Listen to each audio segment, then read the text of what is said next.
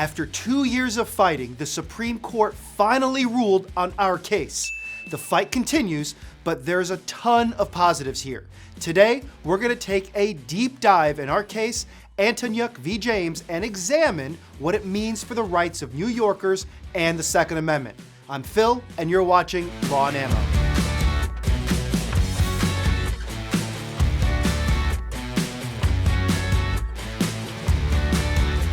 But before we get into the video, I want to take a second and talk to you about GOA's first convention, GOALS, the Gun Owners Advocacy and Leadership Summit, which will be held August 17th and 18th in Knoxville, Tennessee. Come by and say hi to your favorite firearms media personalities like Brandon Herrera, Jared from Guns and Gadgets, and a lot more. It's fun for the entire family.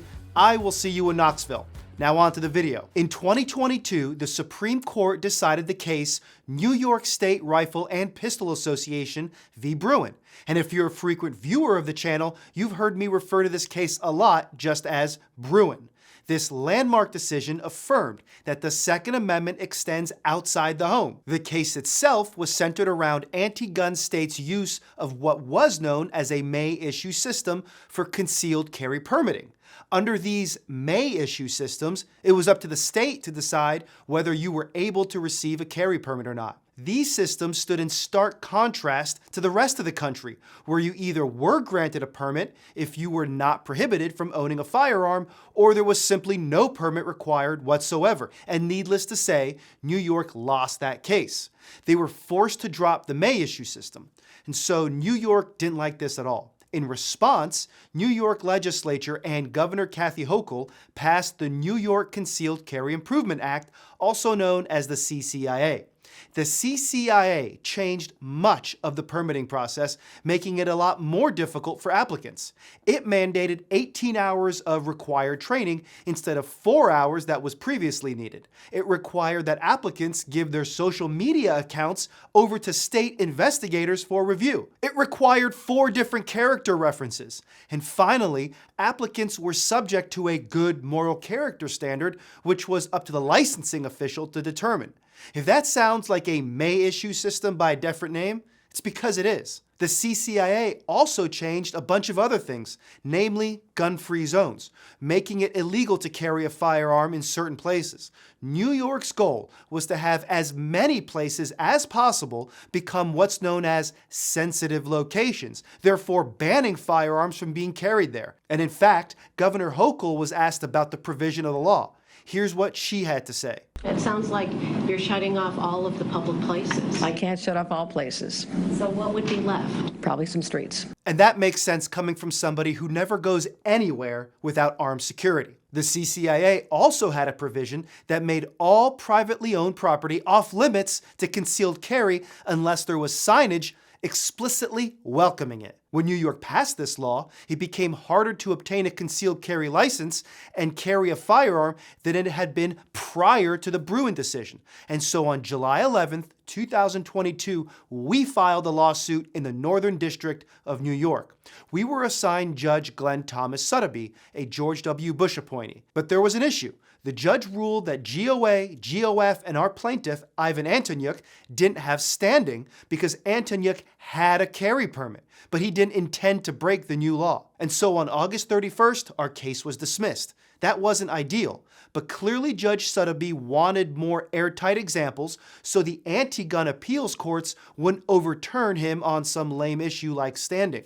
We didn't want to advise our plaintiff to tell the court he was going to break the law, but we knew we could find other examples. The law was just that bad. So then we refiled on September 22nd, 2022 with 5 more plaintiffs in addition to Antonyuk. Those additional plaintiffs gave us standing in eyes of the court without having Ivan Antonyuk incriminate himself on the stand. And after all that, we argued our case. On October 6th, 2022, Judge Sotheby granted our request for a temporary restraining order. He then ordered another briefing on our request for a preliminary injunction. Finally, on November 7th, 2022, Judge Sotheby granted our case for preliminary injunction. This meant that the CCIA could not be enforced until the case reached a verdict. And Judge Sotheby's orders had a lot of strong language. He said that the law invoked unprecedented constitutional violations. At issue in the judge's orders were the, quote, subjective and vague standards of good moral character that could allow licensing officers to deny an application if they were to see reflected in a compulsively disclosed social media handle any hobby, activity, political ideology, sexual preference, or social behavior that they personally deemed to show bad temperament or judgment. New York didn't like that one bit. They immediately appealed to the Second Circuit to challenge our injunction. And so on November 8th, 2022, the Second Circuit granted New York their stay. And at this point, we began our fight in the Second Circuit, but we also filed an application with the Supreme Court to dissolve the stay on behalf of New Yorkers. They shouldn't have to wait for our case to finish to defend themselves. And this is where everything gets really interesting. The Supreme Court responded by denying our application, claiming they were respecting the Second Circuit's docket. This means that they didn't want to interfere with the case until there was a conclusion. However, Justice Clarence Thomas and Justice Samuel Alito both noted in the decision that New York's Concealed Carry Improvement Act raises serious concerns. They asked for the Second Circuit to expedite the hearing. And I cannot stress to all of you how big of a deal that is. It's very rare to see the Supreme Court comment like this in these situations. So the eyes of the Supreme Court were clearly on Antonyuk and the Second Circuit. The case continued, and on March 20th, 2023, we argued in front of a 3-judge panel. Those judges were Judge Dennis Jacobs, a George H.W. Bush appointee, Judge Gerard E. Lynch, a Clinton appointee, and Judge Eunice C. Lee, a Joe Biden appointee. Just listen to GOA lawyer Stephen Stambouli argue before the 3-judge panel and their reluctance to apply Bruen. Good morning, and may it please the court. My name is Stephen Stambouli, my co-counsel Rob Olson, and we represent the appellees. So there's a couple things that I would just like to kind of start off with. This law, the Concealed Carry Improvement Act, was enacted 8 days after the Bruen decision came out. Governor Hochul promised that she was going to fight back, and the New York Assembly and her did just that. They thumbed their nose at the Supreme Court, they retaliated against the Second Amendment, and they're really thumbing their nose at the judiciary in general. How can it be that New Yorkers had more rights prior to Bruen, more Second Amendment rights, than they do after it? It doesn't make any sense. I guess I have the same question as Judge Jacobs. Ultimately, why isn't the subsequent history relevant to what everybody thought the Second Amendment meant? We have to find something where at the time in 1791, if there wasn't legislation on the books somewhere that prohibited something, then we assume that everyone thought there was a constitutional right to do that something? Well, I mean, Judge, we have put together, the defendants in this case have put together a massive historical record and submitted it to the court. And the court, I know that this court has questions on it, but the district court weighed and measured all of these different cases. Appears to be faithfully following Bruen, depending on the timeliness of the statute, the population that was at issue, and that's why we go back to it's not an abuse of discretion to issue a preliminary injunction at this point. And granted, not all of the questions have been answered, but just because all the questions haven't been answered doesn't mean that the district court abused his discretion in coming up with the answer that he did. He didn't give us everything we asked for, and he didn't give the state everything they asked for. So it wasn't like it's just completely one-sided, Judge. And so maybe the Supreme Court's warning to the Second Circuit influenced them a little bit because the 3-judge panel ruled to strike down some parts of the CCIA. Unfortunately, they also upheld some other parts. In their ruling that was issued on December 8th, 2023, the Second Circuit struck down the CCIA's social media requirement and the assumption that private property was off limits to carrying. But they reversed the district court decision on all other aspects of the law. We couldn't let this stand, of course. And so we filed a petition for cert with the Supreme Court on February 20th, 2024. And for our work, we received a ton of support. Friends of the Court briefs, also known as Amicus Curiae, were filed by the New York State Sheriff's Association, the Foundation for Moral Law, the Second Amendment Law Center, Peace Officers Research Association of California, the National Rifle Association, Project 21. Meanwhile, New York State had no friend of the court briefs filed. And so you might be wondering, wouldn't an organization like Everytown or Giffords be chomping at the bit to keep New Yorkers disarmed? Well, This is actually a strategy to get the Supreme Court to not take up the case.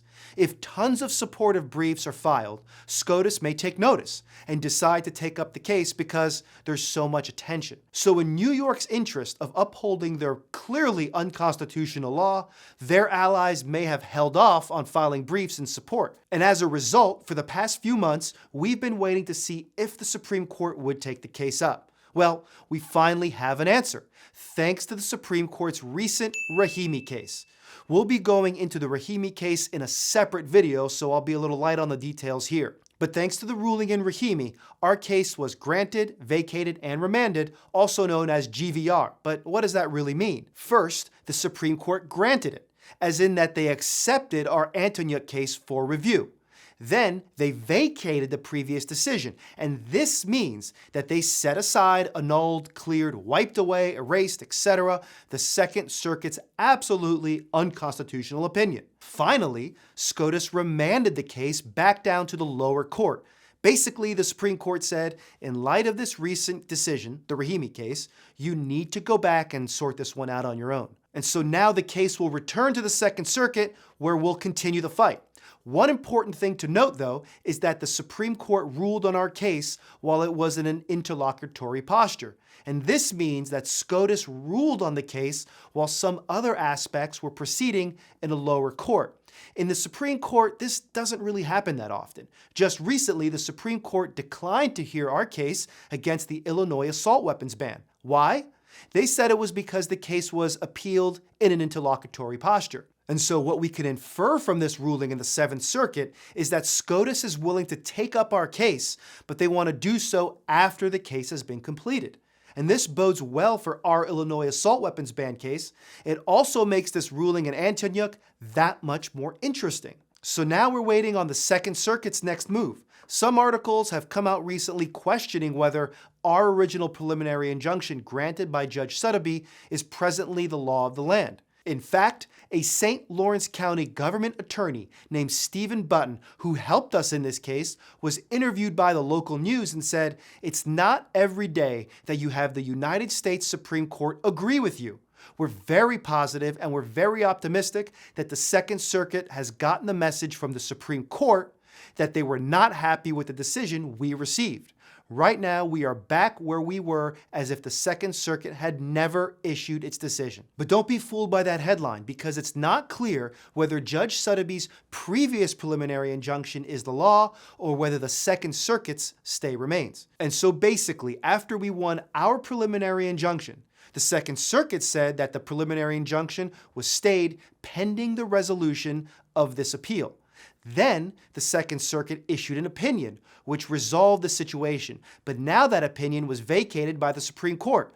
So now the appeal is technically unresolved. Does that mean the Second Circuit needs to issue another stay, or is the old one still in effect? Well, the gun grabbers in New York say that Sotheby's preliminary injunction is stayed. One local news reported that, reached for comment on the matter, a spokesperson from Letitia James's office said the law is still in effect, including the sensitive locations provision, and will be relitigated in the Second Circuit. And so GOA is discussing that with all the parties and will be sorting it out in the coming days and weeks with the courts. And ultimately, it's up to the Second Circuit, so stay tuned for more updates. And in the meantime, we're going to continue the fight on behalf of our members, New Yorkers, and gun owners nationwide.